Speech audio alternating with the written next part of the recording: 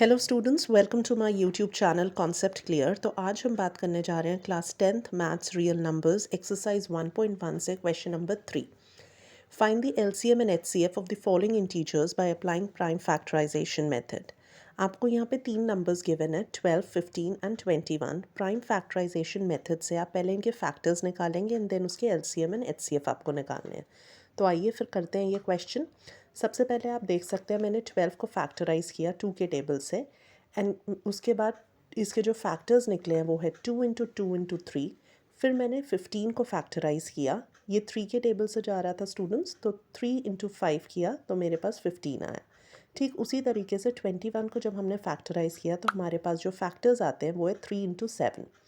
अब हमारे पास जो नंबर्स अवेलेबल है बेसिकली वो है 2, 3, 5 एंड 7।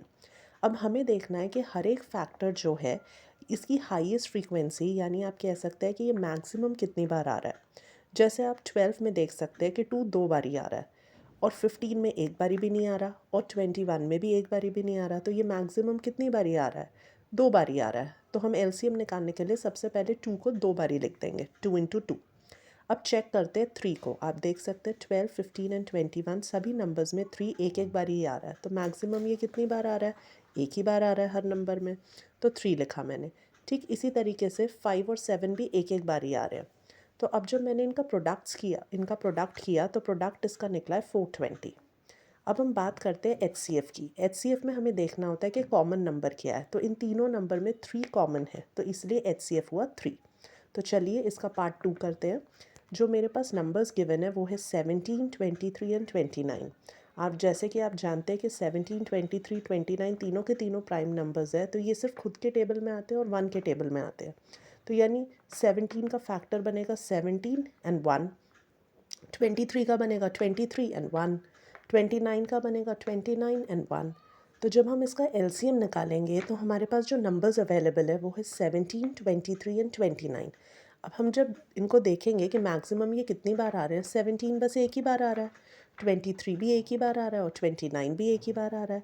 तो हम 17, 23 एंड 29 इन तीनों नंबर्स का प्रोडक्ट करेंगे और हमारे पास जो आंसर आएगा वो है 11339। अब हम एचसीएफ की बात करते हैं। आप सोचेंगे इसमें तो कोई भी नंबर कॉमन नहीं है। देखिए स्टूडेंट्स, जब कोई भी नंबर कॉमन नहीं होता तो 1 कॉमन होता है, क्योंकि 1 तो सभी के टेबल में आता है, आपको पता ही है। हर नंबर के अंदर 1 तो कॉमन फैक्टर होता ही होता है। तो यानी एचसीएफ 1 आएगा। अब हम नेक्स्ट पार्ट की ओर जाते हैं। 8, 9 एंड 25 एक एक करके पहले हम इन्हें फैक्टराइज करेंगे। आप देख सकते हैं कि 8 जो होता है उसके फैक्टर्स बनते हैं 2 इंटू 2 इंटू 2। अब 9 को फैक्टराइज करते हैं तो 9 के फैक्टर्स बनेंगे 3 इंटू 3।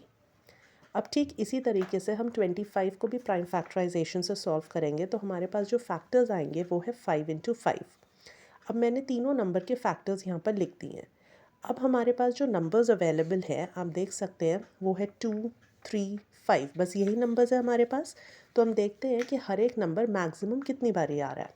तो चलिए सबसे पहले हम चेक करते हैं 2 को। 8 में 2 3 बारी आ रहा है, 9 में एक भी बार नहीं आ रहा, 25 में एक भी बार नहीं आ रहा। तो मैक्सिमम कितनी बारी आ रहा है? ये 3 टाइम्स आ रहा है। तो एलसीएम निकालने के लिए सबसे पहले हम 2 इंटू 2 इंटू 2 कर लेंगे। अब हम चेक करते हैं हमारा 3 हम देख सकते हैं 9 में 2 बारी आ रहा है, लेकिन 8 में एक बारी भी नहीं आ रहा और 25 में भी एक बारी भी नहीं आ रहा। तो हम 3 इंटू 3 करेंगे। अब 5 को चेक करेंगे तो ना वो 8 में आ रहा है ना 9 में आ रहा है, लेकिन 5 में ये 2 बारी आ रहा है। तो यानी 5 की हाईएस्ट फ्रीक्वेंसी हुई 2। तो यानी अब जो एलसीएम निकलेगा वो होगा 2 into 2 into 2 into 3 into 3 into 5 into 5, जिसका प्रोडक्ट आता है 1800। अब बात करते हैं एचसीएफ की। फिर से वही चीज़, आप सोचेंगे इसमें तो कुछ भी कॉमन नहीं है। जब कुछ भी कॉमन नहीं होता स्टूडेंट्स तो 1 होता है एचसीएफ। आई होप आपको ये समझ आया होगा।